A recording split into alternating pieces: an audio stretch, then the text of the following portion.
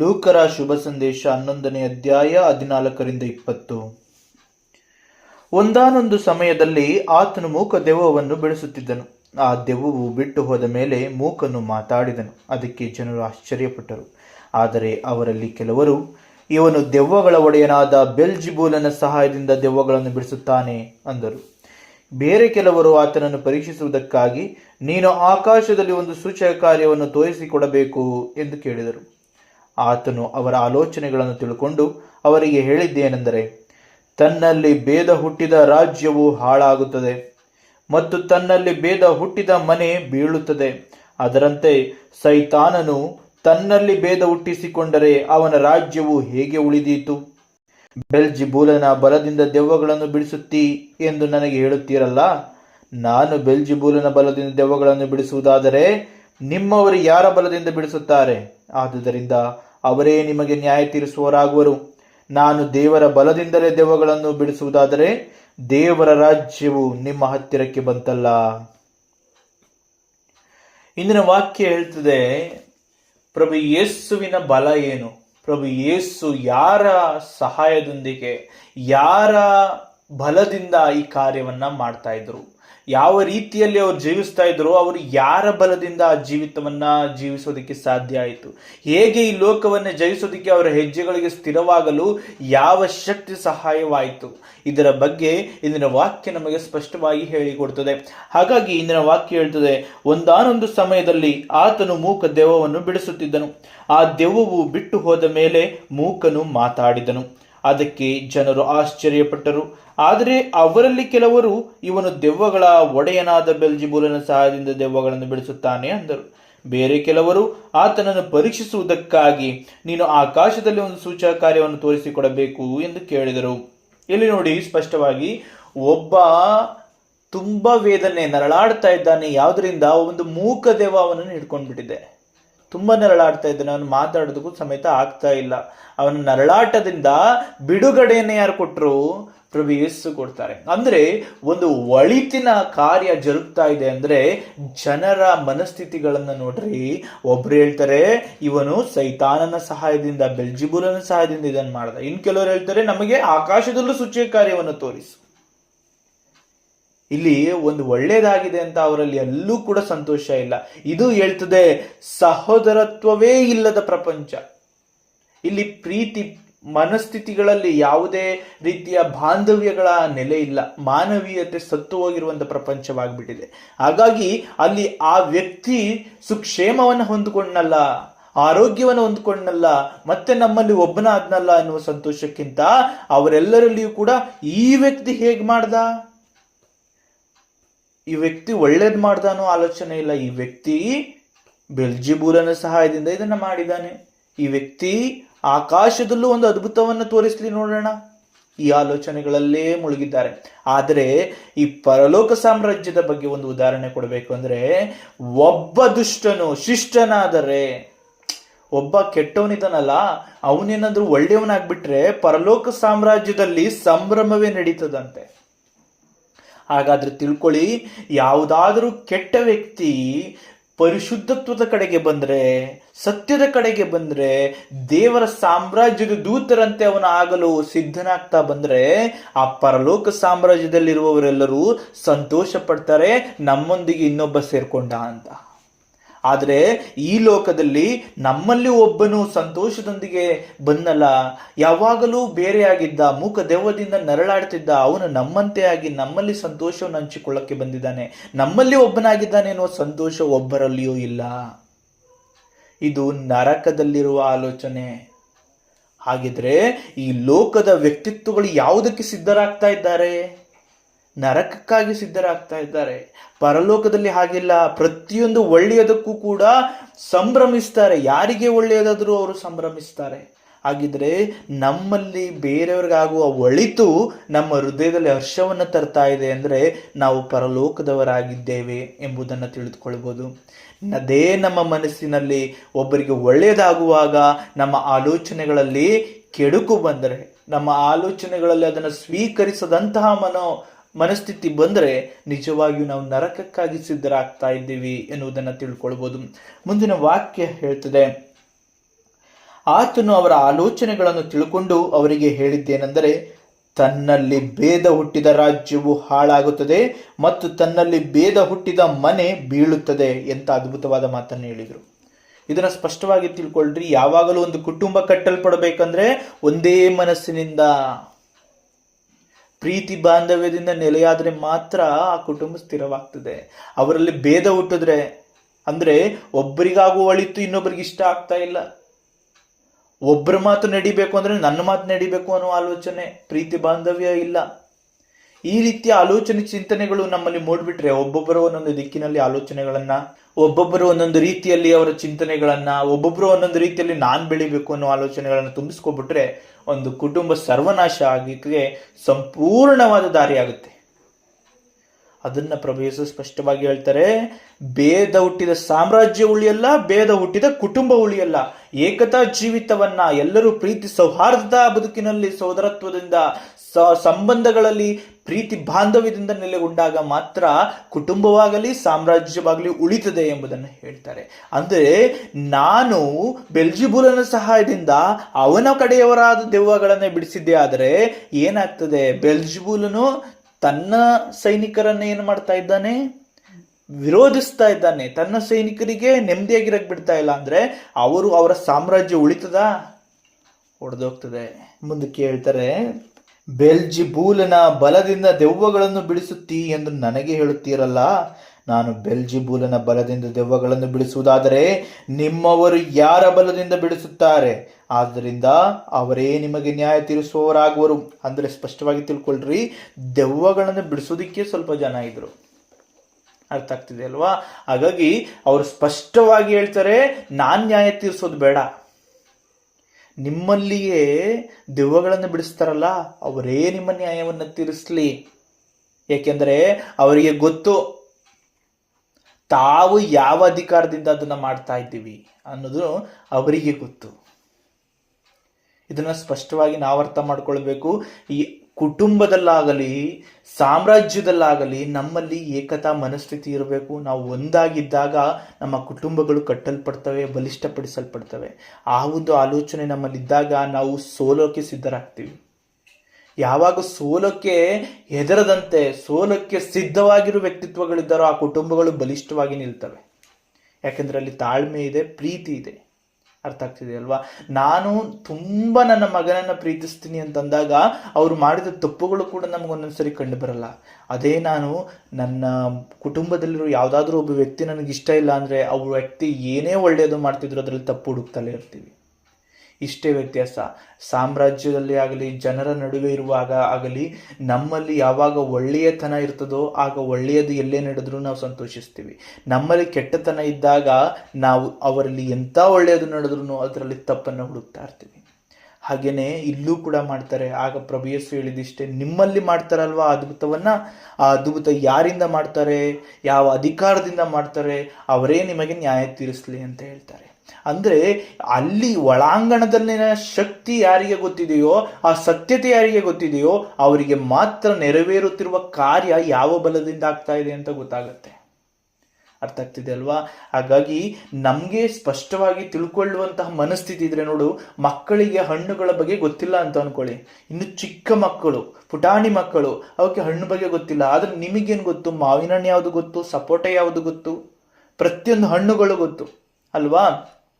ಹಾಗಂತ ಮಕ್ಕಳು ಹೇಳ್ತವೆ ಸಪೋಟ ಹಣ್ಣು ಹೋಗ್ಬಿಟ್ಟು ಮಾವಿನ ಹಣ್ಣು ಅಂತವೆ. ಆಗ ನೀವೇನಂತೀರಿ? ತಪ್ಪು, ಇದು ಮಾವಿನ ಹಣ್ಣು, ಇದು ಸಪೋಟ ಹಣ್ಣು ಅಂತೀರಿ ಅಲ್ವಾ? ಹಾಗೂ ಅವರು ತಿಳ್ಕೊಳ್ಳಿಲ್ಲ ಅಂದಾಗ ಅವ್ರ ಅಣ್ಣಂದಿರು ಅವ್ರ ಅಕ್ಕಂದಿರು ಯಾರಿರ್ತಾರೆ ಅವ್ರ ಮುಖಾಂತರವಾಗಿ ಆ ಶಿಕ್ಷಣವನ್ನು ಕೊಡಿಸ್ತೀರಿ. ಯಾಕೆ? ಮಕ್ಕಳು ಮಾತನ್ನ ಬೇಗ ಕೇಳ್ತವೆ ಅಂತ ಅಲ್ವಾ? ಅಂದ್ರೆ ಇಲ್ಲಿ ಅದನ್ನೇ ಹೇಳ್ತಾ ಇರುವಂತ ಪ್ರಭು ಯೇಸುಗೆ ಸಂಪೂರ್ಣವಾಗಿ ಎಲ್ಲ ಗೊತ್ತು. ಅವ್ರು ಏನ್ ಮಾಡ್ತಾರೆ, ನನ್ನ ಹತ್ರ ನೀವು ಏನನ್ನೇ ಹೇಳಿದ್ರು ಅರ್ಥ ಮಾಡ್ಕೊಳ್ಳುವ ಜ್ಞಾನ ನಿಮ್ಮಲ್ಲ ಇಲ್ಲ ಅಂತಂದ್ರೆ ನಿಮ್ಮಲ್ಲಿಯೇ ಇರುವ, ನಿಮ್ಮಂತೆ ಇರುವ ವ್ಯಕ್ತಿಗಳಿಂದಲೇ ನೀವು ನ್ಯಾಯವನ್ನ ತೀರಿಸಿಕೊಳ್ಳ್ರಿ, ಅರ್ಥವನ್ನ ಮಾಡ್ಕೊಳ್ರಿ, ಸತ್ಯವನ್ನ ಅರ್ಥ ಮಾಡ್ಕೊಳ್ಳಿ ಅಂತ ಹೇಳ್ತಾರೆ. ಹಾಗಾಗಿನೇ ಇದನ್ನ ವಾಕ್ಯ ನಮಗೆ ಹೇಳ್ಕೊಡುವಂಥದ್ದು, ಯಾವಾಗಲೂ ಕೂಡ ನನ್ನಲ್ಲಿ ಜ್ಞಾನ ತುಂಬಿರ್ಬೇಕು ಫಸ್ಟ್, ನಾನು ಇನ್ನೊಬ್ರಿಗೆ ಹೇಳಬೇಕು ಅಂತಂದ್ರೆ. ಇಲ್ಲದಿದ್ದರೆ ನಿಜವಾಗ್ಲೂ ನನಗೇನು ಗೊತ್ತಿಲ್ಲ ಅಂದರೆ ಈ ಒಂದು ಸಾಮ್ರಾಜ್ಯ, ಈ ಒಂದು ಲೋಕ ಸಂಪೂರ್ಣವಾಗಿ ನಮ್ಮನ್ನು ನುಂಗಿ ಹಾಕ್ಬಿಡುತ್ತೆ. ಇದಂತೂ ಸಂಪೂರ್ಣವಾಗಿ ಸತ್ಯ. ಯಾಕೆಂದ್ರೆ ಪ್ರಭು ಯೇಸುನೇ ಹೇಳ್ತಾರೆ, ಈ ಲೋಕದ ಜ್ಞಾನಿಗಳು ನಿಮಗಿಂತಲೂ ಜ್ಞಾನಿಗಳಾಗಿದ್ದಾರೆ. ಪರಲೋಕದಲ್ಲಿ ನೀವು ಏನು ನೀತಿವಂತರಾಗಿದ್ದೀರಲ್ಲ, ನಿಮಗಿಂತ ಈ ಲೋಕದವರು ತುಂಬಾ ಜ್ಞಾನಿಗಳು ಅಂತ ಹೇಳ್ತಾರೆ. ಅದರಲ್ಲಿ ನಾವು ಸ್ಪಷ್ಟವಾಗಿ ತಿಳ್ಕೊಳ್ಬೇಕು, ಈ ಲೋಕದಲ್ಲಿ ಕಾಲೆಳೆಯೋದಕ್ಕೆ ಏನಿದೆ, ಸಂಪೂರ್ಣ ಜ್ಞಾನ ಅವ್ರಿಗಿದೆ. ಅವ್ರು ಯಾವ ರೀತಿಲಾದ್ರೂ ಹೇಗಾದ್ರೂ ಮಾತಾಡಿ ಯಾವ ರೀತಿಲಾದ್ರೂ ಗೆಲ್ಲೋದಕ್ಕೆ ನೋಡ್ತಾರೆ. ಆದರೆ ಪರಲೋಕದವರಿಗೆ ಒಂದೇ ದಾರಿ, ಯಾವುದು? ಸತ್ಯ ದಾರಿ. ಅವ್ರು ಸತ್ಯದ ಮುಖಾಂತರವೇ ಗೆಲ್ಲಬೇಕು. ಹಾಗಾಗಿ ಅವರು ನಮಗಿಂತಲೂ ಬುದ್ಧಿವಂತರಾಗಿ ಈ ಲೋಕದಲ್ಲಿ ತೋರ್ಬರ್ತಾರೆ. ಅರ್ಥ ಆಗ್ತಿದೆ ಅಲ್ವಾ? ಹಾಗಾಗಿ ಈ ಲೋಕದಲ್ಲಿ ಜಯಿಸಬೇಕು ಅಂತ ಹೋಗ್ಬೇಡ್ರಿ, ಪರಲೋಕದಲ್ಲಿ ದೇವರ ಮೆಚ್ಚುಗೆಯನ್ನು ಪಡ್ಕೋಬೇಕು ಅಂತ ಜೀವನ ಮಾಡ್ರಿ. ಯಾಕೆಂದ್ರೆ ಈ ಲೋಕದಲ್ಲಿ ಅವನು ಜಯಿಸ್ತಾ ಹೋಗ್ಲಿ, ಕೊನೆಗೆ ಸೋತ್ ಬಿಡ್ತಾನೆ. ಈ ಭೂಲೋಕದಲ್ಲಿ ಸೋತರು ಪರವಾಗಿಲ್ಲ, ದೇವರನ್ನ ಮೆಚ್ಚಿಸ್ಬೇಕು ಅಂತ ಹೋಗಿ ಈ ಭೂಲೋಕದ ಸೋಲುಗಳು ನಿಮಗೆ ಜಯದ ಮಾಲೆಯಾಗಿ ಮುಂದೊಂದು ದಿನ ಸಿಗ್ತವೆ. ಅರ್ಥ ಆಗ್ತಿದೆ ಅಲ್ವಾ? ಯಾಕೆಂದ್ರೆ ಅಂತಿಮ ಫಲಕ ನಮಗೆ ಏನು ಸಿಗ್ತಾ ಇದೆ, ಅಂತಿಮವಾಗಿ ನಮಗೆ ಏನು ಸಿಗುತ್ತೆ ಅನ್ನೋದೇ ಮುಖ್ಯವಾಗಿ ನಾವು ತಿಳ್ಕೊಳ್ಬೇಕಾದಂತಹ ವಿಚಾರ. ಹಾಗಾಗಿ ಇಂದಿನ ವಾಕ್ಯ ನಮಗೆ ಸ್ಪಷ್ಟವಾಗಿ ಹೇಳ್ತದೆ, ನಿಮ್ಮ ಈಗಿನ ಜಯಕ್ಕಿಂತಲೂ ಅಂತ್ಯದ ಜಯ ಬಹಳ ಮುಖ್ಯವಾಗ್ತದೆ. ಅದಕ್ಕೆ ಪ್ರಭು ಯೇಸು ಹೇಳುವಂಥದ್ದು, ಈಗಿನ ಸ್ಥಿತಿಗಿಂತ ಅಂತ್ಯದ ಸ್ಥಿತಿ ಹೆಚ್ಚಾಗಿರ್ತದೆ. ಅದು ಒಳ್ಳೆಯದಾಗ್ಲಿ ಕೆಟ್ಟದಾಗ್ಲಿ. ಈಗಿನ ಸ್ಥಿತಿ ನಿಮ್ದು ಎಷ್ಟು ಕೆಟ್ಟದಾಗಿದೆಯೋ ಅಷ್ಟು ಕೆಟ್ಟದು ನಿಮ್ಮ ಜೀವಿತದ ಅಂತ್ಯವಾಗಿಬಿಡ್ತದೆ. ಈಗ ನಿಮಗೆ ಗೊತ್ತಿರ್ತದೆ, ನಾನು ತಗೊಳ್ಳುವ ನಿರ್ಧಾರ ಏನು, ನಾನು ಮಾತಾಡ್ತಾ ಇರೋ ನಿರ್ಧಾರ ಏನು, ನಾನು ಯಾವ ರೀತಿಯಲ್ಲಿ ಈ ಒಂದು ಜಯವನ್ನು ಅನುಭವಿಸ್ತಾ ಇದ್ದೀನಿ, ಯಾವ ರೀತಿಯಲ್ಲಿ ಎಲ್ಲರ ಮುಂದೆ ನಾನು ನನ್ನ ಕಡೆಗೆ ನೋಡುವಂತೆ, ನನ್ನ ಕಡೆಗೆ ಅವರು ತಿಳಿದುಕೊಳ್ಳುವಂತೆ ನಾನು ಯಾವ ರೀತಿ ಮಾಡ್ಕೋತಾ ಇದ್ದೀನಿ, ಇವೆಲ್ಲವನ್ನ ಈ ಕ್ಷಣಗಳ ಪ್ರತಿಪಟ್ಟಿ ಅವರಿಗೆ ಸಲ್ತಾ ಹೋಗ್ತಾ ಇರುತ್ತೆ. ಯಾರಿಗೆ? ದೇವರಿಗೆ. ಹಾಗಾಗಿ ಅಂತ್ಯದ ಪ್ರತಿಫಲ ಕೊಡೋರು ಯಾರು? ದೇವರು. ಅವ್ರು ಏನು ಮಾಡ್ತಾರೆ, ಅವುಗಳನ್ನೆಲ್ಲ ಸೇರಿಸಿ ಅಂತ್ಯಫಲವನ್ನು ಕೊಟ್ಬಿಡ್ತಾರೆ. ಆದರೆ ನಮಗೆ ಮುಂಚಿಂದನೂ ಗೊತ್ತು, ನಾನು ದೇವರಿಗೆ ಭಯಭಕ್ತಿಯಿಂದ ನಾವು ಯಾವುದೇ ಪಾಪಗಳನ್ನು ಮಾಡದೆ ಸತ್ಯಗಳನ್ನು ಆರಿಸಿಕೊಂಡು ಜೀವಿಸ್ತಾ ಇರ್ತೀವಿ. ಆಗ ನಮಗೆ ಆರಿಸಿಕೊಂಡ ಪ್ರತಿ ಹೆಜ್ಜೆಗಳು, ಪ್ರತಿ ದಿನಚರಿಗಳ ಪಟ್ಟಿಯು ದೇವರ ಹತ್ರ ಸಲ್ಲಿಸಲ್ಪಟ್ಟಿರುತ್ತದೆ. ಆ ದಿನದ ಪ್ರತಿ ಪಟ್ಟಿಯು ಕೂಡ ನಮಗೆ ಕೊನೆಯ ದಿನದಲ್ಲಿ ಪ್ರತಿಫಲದಾಯಕವಾಗಿ, ಆಶೀರ್ವಾದಕರವಾಗಿ ನಮಗೆ ಮತ್ತೆ ತಿರುಗಿ ಸಿಗ್ತದೆ. ಹಾಗಾಗಿ ಇದು ಬಹಳ ಮುಖ್ಯ. ಹಾಗಾಗಿ ಇದನ್ನ ವಾಕ್ಯ ನಮಗೆ ಸ್ಪಷ್ಟವಾಗಿ ಹೇಳ್ತದೆ, ನಾನು ತಿಳಿದುಕೊಳ್ಬೇಕು ಅಷ್ಟೇ. ಇಲ್ಲಿ ಇಂಪಾರ್ಟೆಂಟ್ ಏನು, ಈ ವ್ಯಕ್ತಿ ತಿಳ್ಕೊಳ್ಬೇಕು. ಹಾಗಾಗಿ ಪ್ರಭು ಯೇಸು ಹೇಳ್ತಾರೆ, ನನ್ನಿಂದ ನಿಮಗೆ ತಿಳ್ಕೊಳಕ್ ಆಗ್ತಾ ಇಲ್ಲ ಅಂದ್ರೆ, ನಿಮ್ಮ ಒಬ್ಬ ವ್ಯಕ್ತಿ ಅದೇ ಕಾರ್ಯವನ್ನ ಮಾಡ್ತಿದ್ದಾನೆ, ಅವನೇ ನಿಮಗೆ ನ್ಯಾಯ ತೀರಿಸ್ತಾನೆ, ಅವನೇ ನಿಮಗೆ ತಿಳಿಯಪಡಿಸ್ತಾನೆ ಎಂಬುದಾಗಿ ಸ್ಪಷ್ಟವಾಗಿ ಹೇಳಿ ಮುಗಿಸ್ಬಿಡ್ತಾರೆ. ನೆಕ್ಸ್ಟ್ ಮುಂದಿನ ವಾಕ್ಯ ಹೇಳ್ತದೆ, ನಾನು ದೇವರ ಬಲದಿಂದಲೇ ದೆವ್ವಗಳನ್ನು ಬಿಡಿಸುವುದಾದರೆ ದೇವರ ರಾಜ್ಯವು ನಿಮ್ಮ ಹತ್ತಿರಕ್ಕೆ ಬಂತಲ್ಲ. ಏನು ಹೇಳಿದ್ರು ನೋಡು, ಅದ್ಭುತವಾಗಿ. ದೇವರ ಸಹಾಯದಿಂದ ನಾನು ಇದನ್ನು ಮಾಡ್ತಾ ಇದ್ದೀನಿ ಅಂದರೆ ದೇವ ಸಾಮ್ರಾಜ್ಯವೇ ನಿಮ್ಮ ಬಳಿಗೆ ಬಂದಿದೆ ಅಂತ ಹೇಳ್ತಾರೆ. ಹೌದು, ಇವತ್ತು ಯಾವುದಾದ್ರೂ ಒಂದು ಬೆಳಕು ಈ ಕುಟುಂಬಗಳಲ್ಲಿ, ಈ ಒಂದು ಏರಿಯಾದಲ್ಲಿ ಒಂದು ಕುಟುಂಬ ಸತ್ಯದಲ್ಲಿ ನಡೀತಾ ಇದೆ ಅಂದರೆ ಆ ಸತ್ಯದ ಕುಟುಂಬವನ್ನ ನೀವು ಏನೂ ಮಾಡಕ್ ಹೋಗ್ಬೇಡಿ, ಏನೂ ತೊಂದರೆ ಕೊಡಕ್ ಹೋಗ್ಬೇಡಿ. ಯಾಕೆ ಅಂದರೆ ಅಲ್ಲಿ ದೇವರು ನೆಲೆಯಾಗಿರ್ತಾರೆ. ಇಲ್ಲಿ ಪ್ರಭು ಯೇಸು ಮಾಡುತ್ತಿರುವ ಕಾರ್ಯವು ದೇವರ ಬಲದಿಂದ. ಯಾವ ಬಲದಿಂದ? ದೇವರ ಬಲದಿಂದ ಅವರು ಮಾಡ್ತಾ ಇದ್ದುದರಿಂದ ಅಲ್ಲಿಗೆ ದೈವ ಸಾಮ್ರಾಜ್ಯವೇ ಬಂದಿದೆ ಎಂಬುದಾಗಿ ಪ್ರಭು ಯೇಸು ಸ್ಪಷ್ಟವಾಗಿ ಹೇಳ್ತಾರೆ. ಅಂದರೆ ದೇವರಲ್ಲಿ ನೆಲೆಗೊಂಡ ಕುಟುಂಬ, ದೇವರ ನೆಲೆಗೊಂಡ ವ್ಯಕ್ತಿ, ಅವನು ಒಬ್ಬನೇ ಇರಲಿ ಇಲ್ಲ 100 ಜನರೇ ಇರಲಿ, ಅವರು ಬಲಿಷ್ಠರೇ. ಯಾಕೆಂದ್ರೆ ಅವರ ಪರವಾಗಿ ಯಾರು ನಿಂತಿರ್ತಾರೆ? ಸ್ವತಃ ದೇವರೇ ನಿಂತಿರ್ತಾರೆ. ಹಾಗಾಗಿ ಅವರ ವಿರುದ್ಧವಾದ ಯಾವುದೇ ಆಲೋಚನೆಗಳನ್ನ, ಅವರ ವಿರುದ್ಧವಾದ ಯಾವುದೇ ಕಾರ್ಯಗಳನ್ನ ಮಾಡಕ್ಕೆ ಹೋಗಬೇಡಿ. ಯಾಕಂದ್ರೆ ಸತ್ಯ ಬಹಳ, ನಿಮಗೆ ಇವತ್ತಿನ ದಿನ ಅವರನ್ನ ಸೋಲಿಸ್ಬಿಡ್ಬೋದು ಅಂತ ಆಲೋಚನೆ ಬಂದ್ರೂ ನಿಮ್ಮ ಜೀವಿತಕ್ಕೆ ಅದು ಬಲು ಭಾರದ ಒಂದು ಕಲ್ಲಿನಂತೆ ನಿಮ್ಮ ಹೆಗಲ ಮೇಲೆ ಬಿದ್ದು ಬಿಡುತ್ತೆ. ಅದನ್ನು ಹೊರಕ್ಕೂ ಆಗಲ್ಲ, ಅದನ್ನು ಬಿಟ್ಟರೆ ನೀವು ಉಳಿಯೋದು ಇಲ್ಲ. ಹಾಗಾಗಿ ಅಂತ ಸನ್ನಿವೇಶಕ್ಕೆ ಸಿಕ್ಕಿ ಹಾಕೊಳ್ಬೇಡ್ರಿ. ಯಾಕಂದ್ರೆ ದೇವರ ವಿರುದ್ಧವಾಗಿ ಯಾರು ಕೂಡ ನಿಲ್ಲೋದಕ್ಕೆ ಸಾಧ್ಯ ಇಲ್ಲ. ಇದು ಸತ್ಯ. ಹಾಗಾಗಿ ಪ್ರಭು ಯೇಸು ತಮ್ಮ ಜೀವಿತವನ್ನ ಗೆಲ್ಲೋದಿಕ್ಕೆ, ಪ್ರಭು ಯೇಸು ತಮ್ಮ ಜೀವಿತದ ಪ್ರತಿ ಹೆಜ್ಜೆಗಳಲ್ಲಿ ಮಾಡಿದ ಅದ್ಭುತ ಕಾರ್ಯಗಳ ಒಂದು ಶಕ್ತಿ ಎಲ್ಲಿಂದ ಬಂತು ಅಂದ್ರೆ ಅದು ದೇವರಿಂದಲೇ. ಹಾಗಿದ್ರೆ ದೇವರಲ್ಲಿ ನೆಲೆಗೊಳ್ಳುವ ಪ್ರತಿಯೊಬ್ಬನೊಂದಿಗೆ ಸ್ವತಃ ದೇವರೇ ಬಲವಾಗಿ ನಿಂತಿರ್ತಾರೆ ಎಂಬುದನ್ನು ಪ್ರಭು ಯೇಸು ತಿಳಿಯಪಡಿಸ್ತಾರೆ.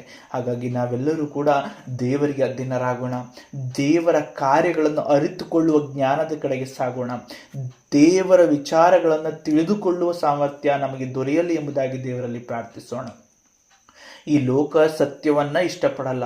ಈ ಲೋಕ ಎಲ್ಲ ರೀತಿಯಲ್ಲೂ ಸತ್ಯವಂತರನ್ನು ಮುಳುಗಿಸೋದಕ್ಕೆ ನೋಡುತ್ತೆ. ಆದ್ರೂ ಕೂಡ ನೀವು ಸತ್ಯವಂತರಾಗಿ ಉಳಿದಾಗ ನಿಮಗೆ ನಿತ್ಯ ಜೀವದ ಮಹಾನ್ ಪ್ರತಿಫಲ ದೊರೆಯುತ್ತದೆ. ಅದು ಇಂದಿನ ವಾಕ್ಯ ನಮಗೆ ತಿಳಿಯಪಡಿಸುವಂಥದ್ದು. ಹಾಗಾಗಿ ದೇವರಿಗೆ ಅಧೀನರಾಗೋಣ.